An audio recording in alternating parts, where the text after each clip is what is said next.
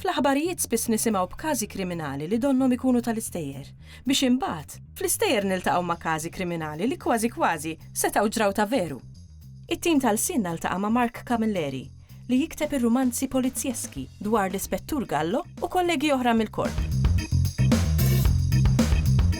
L-Ispettur Gallo huwa l-kap tal-iskwadra u taqsima ta' kontroll omicidi f'dan id-Dipartiment tal-Investigazzjoni Kriminali tal-Pulizija ta' Malta.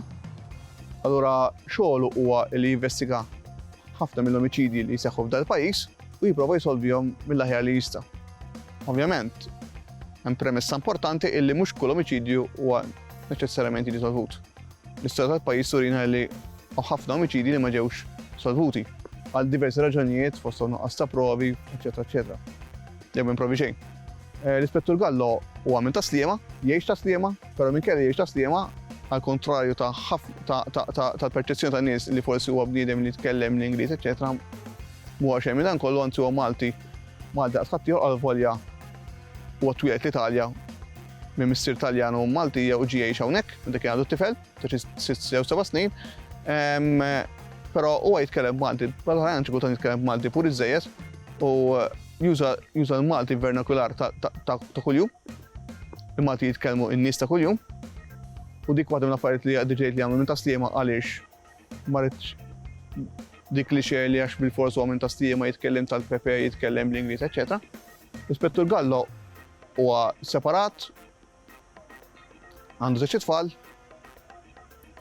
jgħix waħdu, għal xi kultant id-dar tiegħu tkun f'kaos u diżordni bħal ħajja tiegħu li jgħix għal diversi raġunijiet għaliex l-investigazzjonijiet jitlu ħafna fil-personal tiegħu għaliex mhux kapaċi jagħmel distinzjoni bejn il-personal u x-xogħol tiegħu, ix-xogħol jirkeb ħafna fil-personal, personal jidħol fix-xogħol tiegħu, jieħu x-xogħol tiegħu ħafna serjetà u s'issa ovvjament kellu 3 rakkonti, probabbilment kellu 4 għaliex l-ewwel u ddebutta fix-xena letterarja Maltija fl-2009.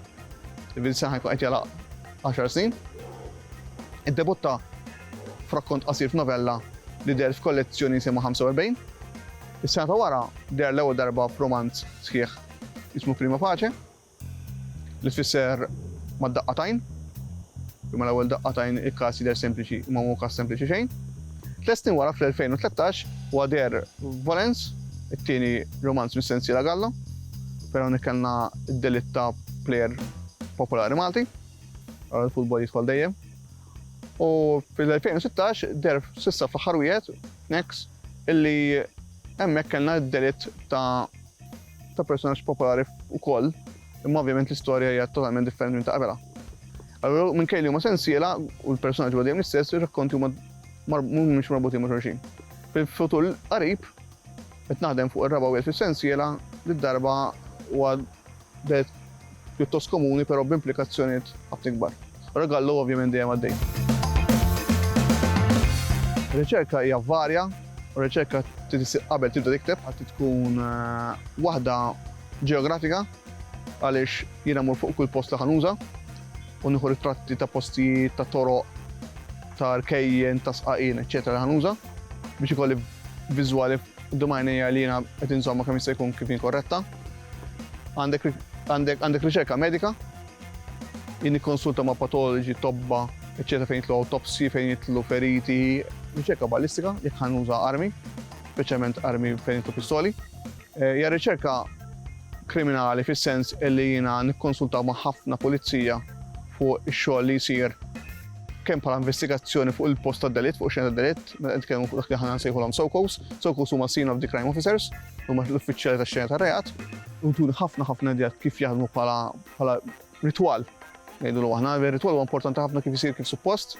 Allura hemm ħafna riċerka, ħafna mistoqsijiet, ġurnalisti, jekk hemm daħal ġurnalisti, postijiet, natura, lavuri, passatempi, dak kollu li jiena minix espert fuqu, jew minix marref fuqu, jiena ovvjament irid nistaqsi min huwa mħarreġ u marref ħafna tal minni fuqu.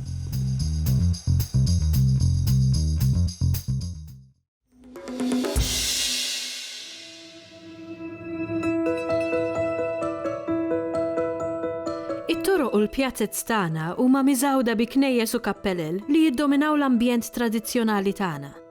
Fir-rokna li jmiss se nidħlu taħt il-qoxra ġeblija ta' dawn l-imqades u nagħtu ħarsa lejn l-ornamenti u l-oġġetti sagri ta' ġo fihom u lejn il-kliem li nużaw għalihom. Ir-riċerka tiegħi li għamilt ftit ta' snin ġol-Università ta' Malta hija dwar l-oġġetti u l-ornamenti sagri fil-knejjes. Peress li għamilt żmien twil jiena u għadni ngħin fil-Knisja, iddeċidejt li nuża dan is-suġġett għat-teżi tiegħi fejn tajt lista sħiħa ta' oġġetti sagri li nsibu fil-Knisja u anke wkoll mhux biss ornamenti ma wkoll dawk relatati mal-ilbies tas-saċerdoti.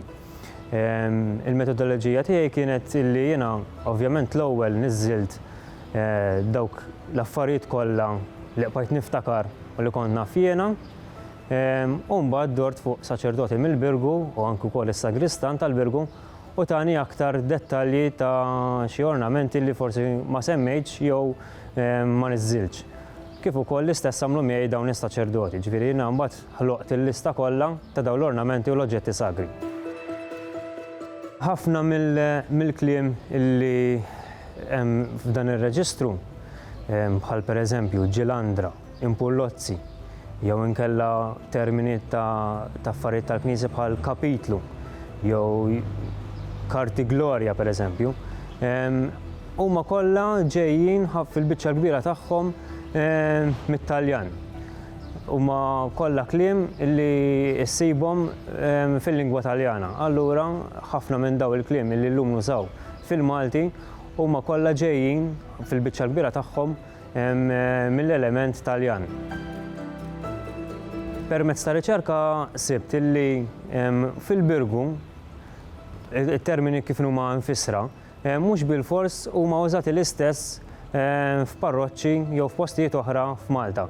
Infatti din kienet parti mill-istudju tiegħi, jiena apparti r-reġistru ta' kliem li għamilt li jintużaw fil-Birgu tal-ornamenti u l-oġġetti sagri tal-knejjes, bat 3 postijiet differenti oħra f'Malta, dejjem bl-għajnuna ta' ħbib tiegħi li huma wkoll intiżi f'dan il-qasam tal-knejjes u l-ornamenti.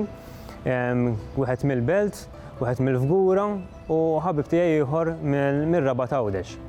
U segwejt magħhom kull kelma li jiena niżżilt meta kelli reġistru komplet u flimkien miegħi, ġifieri wieħed jiena ngħid il-kelma anke kif nippronunzja u huma jgħiduli anke jiena bdejt norjhom ir-ritratt ta' dak li bdejt infisser, bdew jgħiduli il-kelma kif jgħiduha huma f'dawn il-postijiet u fejn jgħixu huma. Ħadd dawn il-postijiet għaliex il-Fgura hija pjuttost parroċċa moderna, allura mhux l-affarijiet kollha li nsibu fil-parroċċa tagħna fil-Birgu huma użati peress li hija knisja moderna huma użati fil-Fgura. Il-Belt li hija parroċċa viċin tal-Birgu hija parroċċa oħra fil-Port il-Kbir biex ngħidu hekk, il-Bażilika tal-Madonna tal-Karmlu u il-parroċċa l-oħra kienet ovvjament il-Katedral ta' Marija Assunta f'Għawdex. Allura jiena ħadd katedral, bażilika, knisja moderna nistgħu ngħidu hekk li nbniet riċentament u l-parroċċa tagħna. Allura kelli spettru wiesa' daqsxejn ta' parroċċi differenti u forsi hekk ukoll hekk kelli viżjoni differenti ta' kif jingħadu l-kliem f'dawn il-parroċċi. Ħal pereżempju, kellem il-kelma kappa, dik li jilbes is-saċerdot f'xi barka sagramentali jew barki oħra. Fil-Belt Valletta pereżempju jgħidulha pluvjal. Jew kelma oħra bħal fjok. Aħna nużaw il-kelma fjok għal dak l-ornament li jkun armat fuq il-lampier fin-nofs ta' knisja. Hawn min jgħidlu loppa, pereżempju. Ġifieri kien hemm kliem illi jingħadu mod fil-parroċċa tagħna jew kif aħna mdorrijin bihom, imma f'postijiet oħra jingħadu differenti.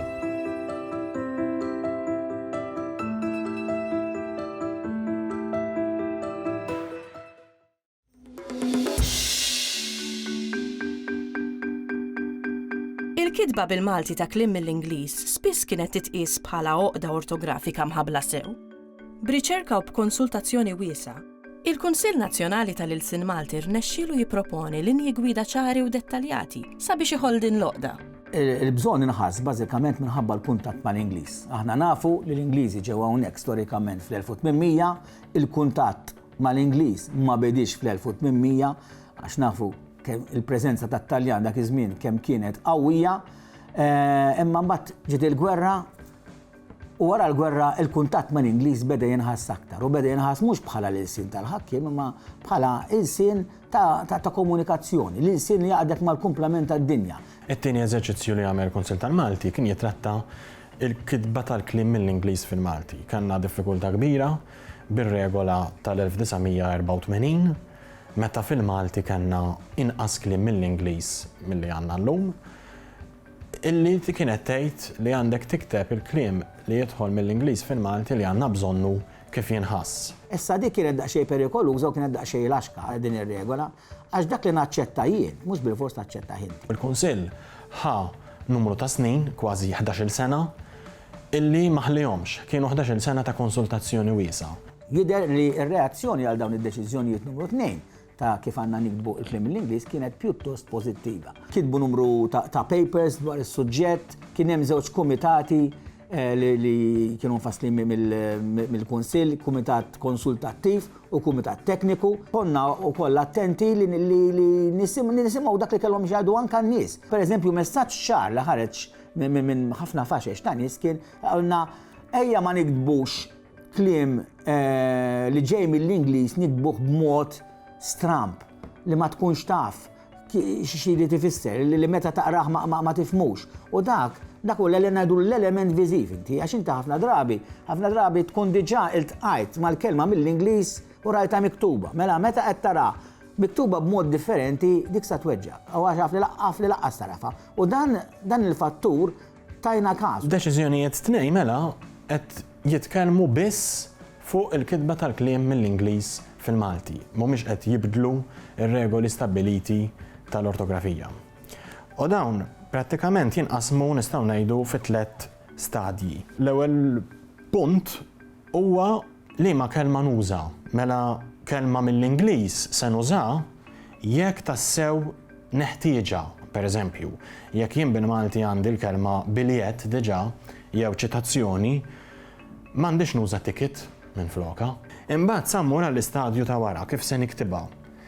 U hawnhekk il-Kunsill prefera li minflok jagħti lista, jagħti setta prinċipji illi magħhom dak li jkun jista' jimxi u jirraġunhom. Hemm ċertu kliem mill-Ingliż li dawn id-deċiżjonijiet qed jgħidulna f'dan il-każ inti mhux għandek għażla tiktibhomx bl-Ingliż jew bil-Malti, imma ma tistax tiktibhom bil-Malti u dak huwa dak il-kliem li nirreferu għalih bħala il-kliem kompost, bħal pereżempju roundabout, fire extinguisher. Dan it-tip ta' kliem meta tiġi biex tikbu bil-Malti kien ħajjider verament stramp. U tajjeb nagħmlu ċar li l-kliem li ħajibqa' jinkiteb bl-Ingliż ma ħanista nimmarkaw iżjed, ma ħanista nagħmluh bejn il-virgoletti jew inkella se nagħmluh fil-korsiv. Ħanikbuh normali. Ħlief f'kuntest tat-tagħlim meta inti qed tikteb xi ħaġa għal tfal ta' età bikrija, ġifieri verament żgħar li għadhom qed jidraw iż-żewġ lingwi, il-Malti u l-Ingliż fil-kuntest lokali tagħna, hemmhekk tista' timmarkhom. Imbagħad minn naħa l-oħra, jekk għandek nomi li ġejjin mill-Ingliż, tista' jew tiktibhom la Maltija jew tħallihom bl-Ingliż. Meta? U d-deċiżjonijiet tnejn qed jgħidu li jekk dak in-nom, dik il-kelma, tieħu plural Malti, jiġifieri kitla, ktieli, sors, sorsi. F'dak il-każ, in-nomi tiktibhom la Maltija. Il-verbi l-istess. Jekk inti tittejt iċċarġjajt il-mobile, iċċarġjajt ħatiktbu kif jinħass. Tista' tħalli l-kliem bl-Ingliż meta jieħu l-plural bl-esse. Mela jekk int għandek computer, il-plural tiegħu huwa computers u hemmhekk tista' jew tiktbu bil-Malti dak il-kliem jew inkella tħallih bl-Ingliż.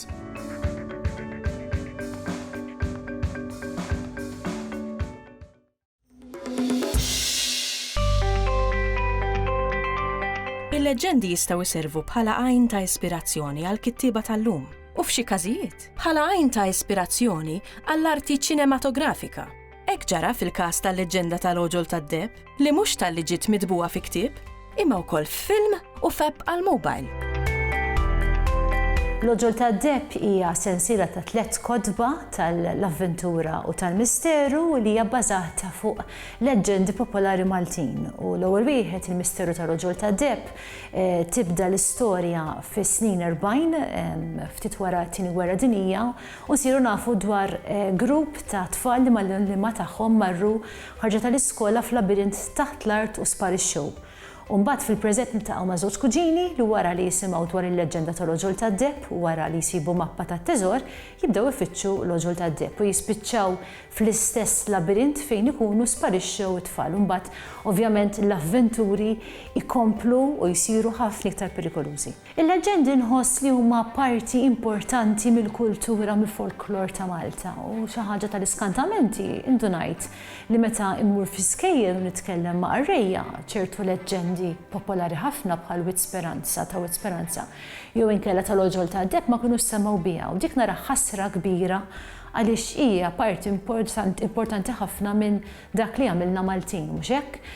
U għalhekk ħassejt li għandna nżewqu l-kultura, il-qari, il-kidba, l-avventura, il-misteru u t-teknoloġija f'dawn il-kodba. B'kollox hemm leġendi differenti, pereżempju tkellimna wkoll dwar il-leġenda ta' Wit Speranza, waħda mill-leġendi l-aktar popolari Maltin. Aktar kmieni semmejt dik l-istorja ta' tfal li sparixxew f'labirint taħt l-art. Kont qed nirreferi għall-ipoġew dik hija storja u min jgħid li ġrata u min jgħid li mhux vera ġrat. U dawn kollha daħlu parti mill-istorja kbira tagħna. Din is-sensiela ħdimnija kif ħadmitha l-kittieba Ingliża J.K. Rowling ta' Harry Potter li rajna lil Harry u sħabu jikbru u hekk kibru l-avventuri u l-perikli tagħhom. U hekk ukoll ġralna fl-Oġol ta' Depp kif nafu tfal malajr jikbru u għalhekk xtaqna li l-avventuri jikbru magħhom u d-diffikultajiet ukoll jikbru magħhom u ninsabu kuntenti li r-riżultat kien sodisfaċenti. Kif forsi tafu hemm app abbinata ma' dawn il-kodba u din tiġi downloadjata b'xejn minn fuq l-internet, fuq tablet jew fuq mobile u x'ħin tipponta t-tablet jew il-mobile lejn kull stampa tara tieħu l-ħajja u din hija teknoloġija avvanzata ħafna, realtà maħluqa li aħna tista' tgħid li aħna fost l-ewwel erba' li qed nagħmlu dan l-affarijiet fl-Ewropa hija xi ħaġa innovattiva ħafna. It-teknoloġija llum saret parti mill-ħajja, xejn niġġieldu magħha x'qiegħda hemm importanti ħafna. Għalhekk ħassejna li għandna nżewqu t-teknoloġija mal-qari u mal-Malti. Il-Malti hija lingwa sabiħa li jekk ma noqgħodux attenti nistgħu nitilfuha llum il-ġurnata nafu kemm hawn anke barranin qed jgħixu f'pajjiżna u għalhekk inħoss li għandna naraw kif nagħmlu biex il-qari nagħmluh aktar interessanti li t-tfal anke forsi dawk li s-soltu mhux dejjem joqogħdu jaqraw hekk għandhom inċentiv iktar biex jaqraw għaliex minn barra li jkunu jistgħu jużaw l-immaġinazzjoni tagħhom biex jaqraw u jifhmu l-istorja, fl-aħħar anke jistgħu jaraw siltiet minnu dik naħseb hija xi ħaġa interessanti u mod modern kif it-tfal il-qarrejja jieħdu pjaċir. Ir-rispons li kellna s'issa kien pożittiv ħafna, ġifieri ħafna mamajiet, ġenituri, edukaturi rringrazzjawna u aħna fil-futur ukoll biħsibna inkomplu noħorġu aktar proġetti.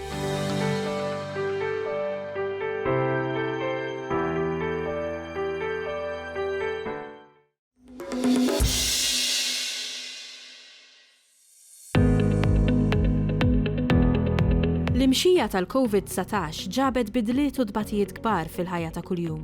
Mhux l-inqas it-tbejjid fiżiku u lockdown parzjali f'pajjiżna. Sabiex jiġġieldu s-sens ta' solitudni u dwejjaq li jakkumpanjaw dawn il-miżuri, bosta persuni daru lejn xi prattika kreattiva jew oħra. B'ħafna tfal ipenġu l-qawsalel fit-twieqi u b'bosta kbar jirreċtaw jew ikantaw. Fost l-aspetti kreattivi li kienu ta' wens għal bosta nies, ma nistawx ma nsemmux il-letteratura u l-kitba kreattiva. Fuq inizjattiva tal-Għaqda tal-Malti Università u l-Kunsill Nazzjonali tal-Ktieb, bosta nies tellaw filmati jew ritratti tagħhom qed jaqraw Fil-waqt li kittieba u organizzazzjonijiet kulturali bħal Emanuel Mifsud u Inizjamed organizzaw sessjonijiet ta' qari fuq l-internet. Imbagħad kellek min ta' l-kidba, ewlenija fosthom tal-poeżija. Ngħidu aħna Trevor Zara kiteb din il-poeżija ħelwa li tilab bil-kelma pandemija. X'pandemonju, xi frattarija, x'paniku, x'biża b'din il-pandemija. Tgħid tfaċċaw każi ta' din l-imxija, forsi fil-Panama u Pantellerija? Tgħid jista' jkollhom dal-virus fin, panda, pantera u pangolin? Tgħid panettone jkun jottalina, pane di Spanja, jew xi panina? Smajt li biex dejjem innaqsu d-dannu, nilbsu panċira u penti tal-pannu. Mhuwiex lan tiegħi li ninkwetak, lanqas li nwerwrek u nallarmak. Immisma minni, id-den iċċekk jekk insertajt jismek Pankrazju Panzavekja? Poetessa oħra li qed tikteb ħafna f'dawn il-jiem ta' ġewwa hija Simone Ingwanez, li b'ton aktar serju imma b'mużikalità li taxxaq, fost l-oħrajn kitbet il-poeżija Djar. Issili jiem bil-qiegħda wara l-ħġieġ, wiċċhom daw id-djar jibqa' jħares lejja, anki meta nidħol f'sotti u nissikka għajnejja.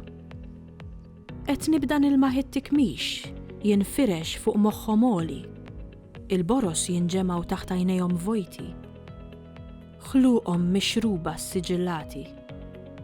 Ħsibijietom, hekk ma noqgħodx attenta, jibqgħu dieħla ġewwa ma liċkennef ħalaw tar-riħ.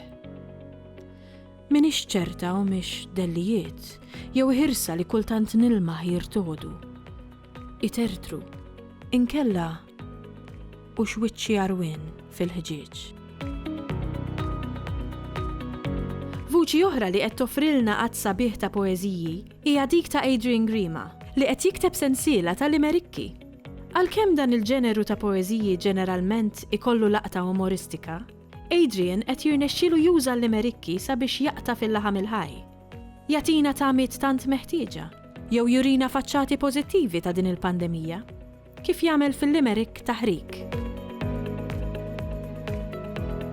Flok storbju ta' magni u muturi, qalb siġar u pjanti u fjuri, jinstema' tpespis, ċaċrar u tfesfis, u l-ġwiena ħiħarku l-kuluri.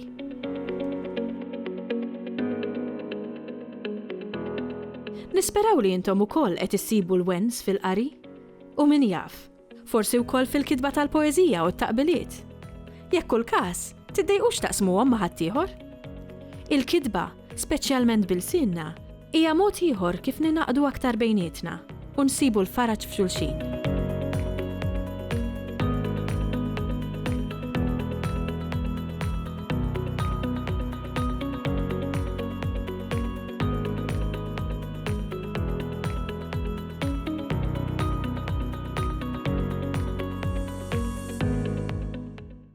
Il-Sinna jixtieq jirringrazzja lill-Kunsill Nazzjonali tal-Ilsien Malti, lid-Dipartiment tal-Malti fil-Fakultà tal-Arti l-Università, lill-Ministeru għall-Edukazzjoni u x-Xogħol u lill-Aġenzija Nazzjonali tal-Litteriżmu.